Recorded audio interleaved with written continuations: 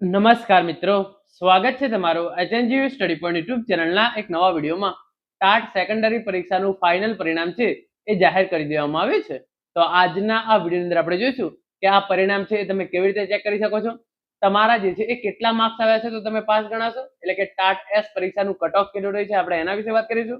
અને છેલ્લે મુખ્ય પરીક્ષાની તારીખ છે એ પણ જાહેર કરી દેવામાં આવી છે. તો આ મુખ્ય પરીક્ષા ક્યારે લેવામાં આવશે એના વિશેની પણ સંપૂર્ણ ચર્ચા આપણે આજના આ વિડીયોની અંદર કરવાના છે.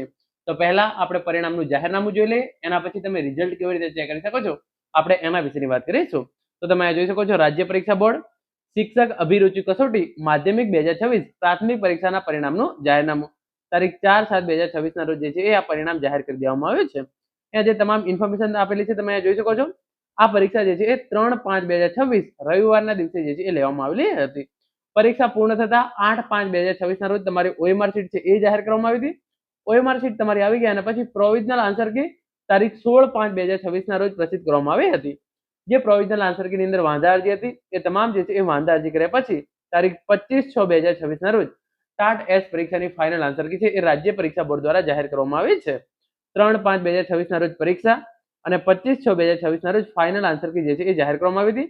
અને તારીખ 4/7/2026 ના રોજ 3/5/2026 ના રોજ લેવાયેલી શિક્ષક અભિરુચિ કસોટીનું પરિણામ છે એ તારીખ 4/7/2026 ના રોજ નીચે પ્રમાણે જાહેર કરવામાં આવે છે. તો અહીંયા જે છે ઇન્ફોર્મેશન આપેલી છે, આપણે એને વિગતવાર જોઈએ તો તમે જોઈ શકો છો. ગુજરાતી માધ્યમ અને અંગ્રેજી બંને માટે જે છે આ પરીક્ષા લેવામાં આવી હતી.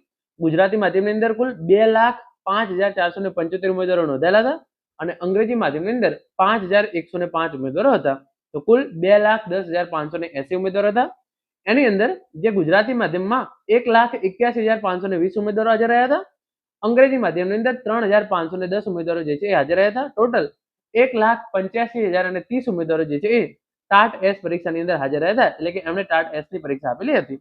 તો આની અંદર જે ઉમેદવારોને 70 કરતા વધારે ગુણ મેળવેલા છે એ તમામ ઉમેદવારોને જે છે એ મુખ્ય પરીક્ષા આપવા મળશે. તો ટાટ એસ પરીક્ષાનું કટ ઓફ કેટલું રહે છે? 70 માર્ક્સ. અને મુખ્ય પરીક્ષાની તારીખ છે એ હું તમને કહું છું. તો 70 કે તેથી વધુ ગુણ મેળવનાર ઉમેદવારોની સંખ્યા 200 માર્ક્સનું પેપર હતું. એમાંથી 70 કે તેથી વધુ ગુણ મેળવેલ ઉમેદવારોની સંખ્યા તમે જોઈ શકો છો. 74,118 ઉમેદવારો એવા છે કે જેણે ગુજરાતી માધ્યમની અંદર 70 પ્લસ માર્ક્સ મેળવ્યા છે. 1,862 ઉમેદવારો એવા છે કે એમણે જે છે એ અંગ્રેજી માધ્યમની અંદર 70 કે તેથી વધુ ગુણ મેળવ્યા છે. કુલ 75,980 ઉમેદવારો એવા છે કે એમણે 70 કે તેથી વધુ ગુણ મેળવેલા છે. 80 કે તેથી વધુ ગુણ મેળવનાર ઉમેદવારોની સંખ્યા તો ગુજરાતી માધ્યમની અંદર 51,844 ઉમેદવારો એવા છે કે જેણે 80 કરતા વધારે માર્ક્સ મેળવ્યા છે. અંગ્રેજી માધ્યમની અંદર 1,371 ઉમેદવારો છે કે જેણે 80 કરતા વધારે માર્ક્સ મેળવ્યા છે. ટોટલ 53,215 ઉમેદવારોએ 80 કરતા વધારે માર્ક્સ મેળવ્યા છે. 90 કરતા વધારે માર્ક્સ મેળવેલા ઉમેદવારોની સંખ્યા 33,612 છે.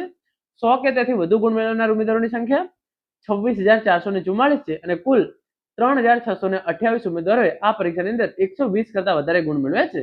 એની અંદર ગુજરાતી માધ્યમના 3465 અને અંગ્રેજી માધ્યમના 163 ઉમેદવારો છે, 163 ઉમેદવારોનો જે છે એ સમાવેશ થાય છે. આગળ કેટલીક અગત્યની સૂચનાઓ તમે જોઈ શકો છો. સદર પરીક્ષાની અંદર 35% એટલે કે 200 માર્ક્સમાંથી 70 કે તેથી વધુ ગુણ મેળવનાર ઉમેદવારો મુખ્ય પરીક્ષા માટે ક્વોલિફાય ગણાશે. તો તમારું જે છે એ પ્રિલિમનું કટ ઓફ એટલે કે મુખ્ય પરીક્ષાનું કટ ઓફ છે એ 70 માર્ક્સ રહ્યો છે. રિઝલ્ટ જોવા માટે તમારે વેબસાઇટ પર જવાનું છે. ત્યાં તમારો બેઠક નંબર અને જન્મ તારીખ નાખી તમે પરિણામ છે એ જોઈ શકો છો. તો આપણે વેબસાઇટ પર પણ જઈને જોઈએ છીએ કે આ પરિણામ તમે કઈ રીતે ચેક કરી શકો છો. પરિણામ બાબતે વ્યક્તિગત માહિતી, શૈક્ષણિક લાયકાત તેમજ અન્ય વિગતોની ચકાસણી મુખ્ય પરીક્ષા બોર્ડ મુખ્ય પરીક્ષા બાદ ભરતી પસંદગી સમિતિ દ્વારા કરવામાં આવશે અને આ અંગે ભરતી પસંદગી સમિતિનો નિર્ણય જે છે એ આખરી રહેશે. જો તમે ઓએમઆર ની પુનઃ ચકાસણી કરવા માંગતા હોય તો તમને 7/7/2026 થી 15/7/2026 સવારે 11 વાગ્યાથી સાંજે 5 વાગ્યા સુધીનો જે છે એ સમય આપવામાં આવેલો છે. તો 7/7/2026 થી 15/7/2026 દરમિયાન જો તમે ઓએમઆર ની પુનઃ ચકાસણી કરવા માંગતા હોય તો એ પણ કરાવી શકો છો. અને એની ફી જે છે એ 100 રૂપિયા રહેશે. એ તમારે જે છે એ જમા કરાવવાનો રહેશે.